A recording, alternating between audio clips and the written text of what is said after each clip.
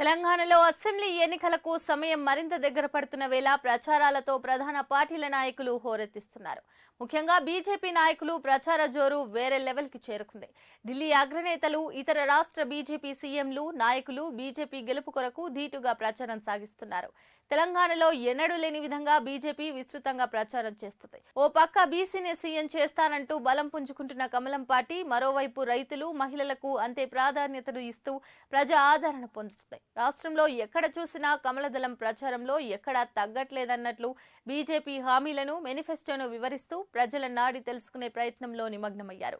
అయితే ఎన్నికలకు మరో 2 రోజులే ఉండటంతో బీజేపీ ప్రచార వ్యూహాలు, షెడ్యూల్ అందరినీ ఆశ్చర్యపరుస్తోంది. కాంగ్రెస్, బీఆర్ఎస్ లు 2 అవినీతి కుటుంబ పార్టీలే అన్నారు బీజేపీ జాతీయ అధ్యక్షుడు జేపీ నడ్డా. ఆ పార్టీల పాలనతో తెలంగాణను భ్రష్టు పట్టించారని మండిపడ్డారు. ఈ ఎన్నికల్లో బీఆర్ఎస్, కాంగ్రెస్ పార్టీలకు తగిన గుణపాఠం చెప్పాలని జేపీ నడ్డా పిలుపునిచ్చారు. జగిత్యాల జిల్లా కేంద్రంలో జరిగిన రోడ్ షోలో, నిజామాబాద్ జిల్లా బోధన్లో, కామారెడ్డి జిల్లా బాన్సువాడ, జుక్కల్లో నిర్వహించిన సకల జనుల విజయ సంకల్ప సభల్లో ఆయన పాల్గొని ప్రసంగించారు. బీఆర్ఎస్ అంటే భ్రష్టాచార్, రాక్షసుల సమితి, కాంగ్రెస్ అంటే కమిషన్, కరప్షన్, క్రిమినలైజేషన్ అని విమర్శించారు. బీఆర్ఎస్ ప్రభుత్వం కాళేశ్వరం ప్రాజెక్టును ఏటీఎంలా వాడుకుంటుందని ఆరోపించారు. ధరణి పేరిట బీఆర్ఎస్ పేదల భూములు కొల్లగొట్టిందని ధ్వజమెత్తారు. దళిత బంధులో ఆ పార్టీ నాయకులు 30% కమిషన్లు దండుకున్నారని అన్నారు. ఒక వర్గానికి రిజర్వేషన్లు పెంచేందుకు కేసీఆర్ ప్రయత్నిస్తున్నారని మండిపడ్డారు. ఇలాంటి రాక్షస ప్రభుత్వం మళ్లీ రావాలా అని ప్రజలను ప్రశ్నించారు. రైతులు, కార్మికులు, మహిళలు, యువకులు, బీసీల అభివృద్ధికి ప్రధాని మోడీ కృషి చేస్తున్నారని తెలిపారు.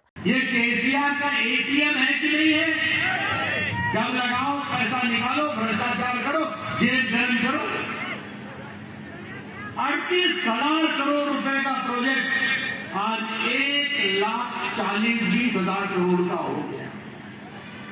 बताओ, कालेश्वरम प्रोजेक्ट में ब्रिज धस गया है कि नहीं धस गया है? धसा ना?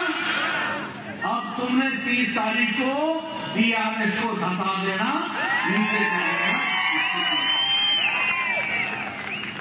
बोलो, आउटर रिंग रोड में 1,000 करोड़ रुपए का किकबैक हुआ है कि नहीं हुआ है? हुआ है कि नहीं हुआ है? मियाँपुर के लैंड स्कैम हुआ है कि नहीं हुआ है? और दलित बंधु में भ्रष्टाचार हुआ है कि नहीं हुआ है? 30% का कमीशन खाया है कि नहीं खाया है? खाया है कि नहीं खाया है? और तुम्हारा यहाँ का एमएलए 2 BHK के मकान में धमकी दे रहा है कि नहीं दे रहा है? धमकी दे रहा है कि नहीं दे रहा है? ऐसे लोगों को 30 तारीख को आप चुनाव हराओगे ना, नीचे लाओगे ना, और इनको जिताओगे ना, ताकि सबको न्याय मिल सके, इसकी आप चिंता करो। कांग्रेस पार्टी और बीआरएस दोनों ही असंख्य भ्रष्टाचार में डूबी हुई करप्ट पार्टियां हैं। मैं ठीक बोल रहा हूं? मैं ठीक बोल रहा हूं? दोनों ही पार्टियां परिवारवाद को बढ़ाने वाली पार्टियां हैं, वंशवाद को बढ़ाने वाली पार्टियां हैं।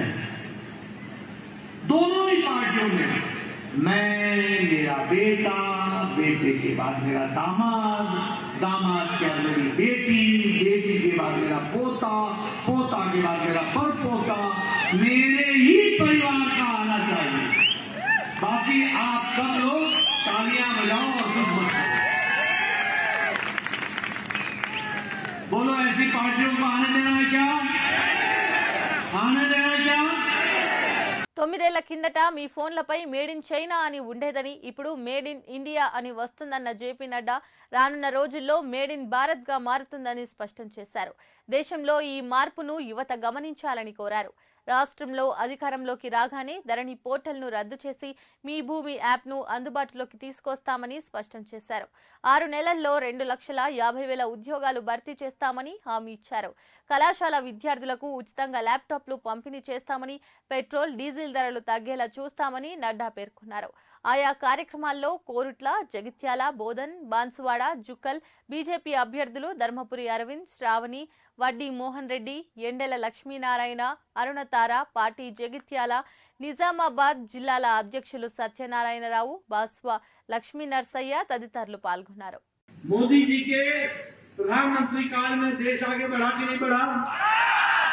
देश आगे आया कि नहीं आया? 5वें नंबर की अर्थव्यवस्था बन गई कि नहीं बन गई? अरुणा जी को जिताना, अगले साल फिर से प्रधानमंत्री मोदी जी को बनाना और भारत 3रे नंबर की अर्थव्यवस्था बन जाएगा। आप बताओ, स्टील में हम नंबर 2 पर हो गए कि नहीं हो गए? हम भारत ऑटोमोबाइल इंडस्ट्री में नंबर 3 हो गया कि नहीं हो गया? और हमारे दवाई बनाने में दुनिया में सबसे बड़ा मार्केट भारत हो गया कि नहीं हो गया? पेट्रोकेमिकल्स में सबसे आगे हम बढ़ गए कि नहीं बढ़ गए? आप बताओ, आपके यहाँ वंदे भारत ट्रेन चल पड़ी कि नहीं चल पड़ी? हैदराबाद से तिरुपति चली कि नहीं चली? सिकंदराबाद से चली कि नहीं चली? हैदराबाद से बेंगलोर चली कि नहीं चली? आपके यहाँ नए रेलवे स्टेशन बन रहे हैं कि नहीं बन रहे हैं? आपके यहाँ इलेक्ट्रिफिकेशन हो रहा है कि नहीं हो रहा है? आपके यहाँ हाईवे बन रहा है कि नहीं बन रहा है? ये हाईवे आपको दिख रहा है कि नहीं दिख रहा है? ये मोदी जी ने बनाया है कि नहीं बनाया है? आप बताइए, मोदी जी का दूसरा नाम विकास है, विकास। और बताओ, प्रधानमंत्री गरीब कल्याण अन्न योजना में 5 किलो गेहूं मोदी जी का मिल रहा है ना? 5 किलो चावल मिल रहा है ना? 1 किलो दाल मिल रहा है ना? 13.5 करोड़ लोग गरीब की रेखा से ऊपर उठ गए। ये मोदी जी का विकास करने का तरीका। 9 साल पहले 9 years बिफोर तुम्हारे पॉकेट में जो मोबाइल होता था उस पे लिखा होता था मेड इन चाइना, और अब जो तुम्हारे हाथ में मोबाइल है उस पे लिखा है मेड इन इंडिया, और आगे लिखा होगा मेड इन भारत। ये फर्क है।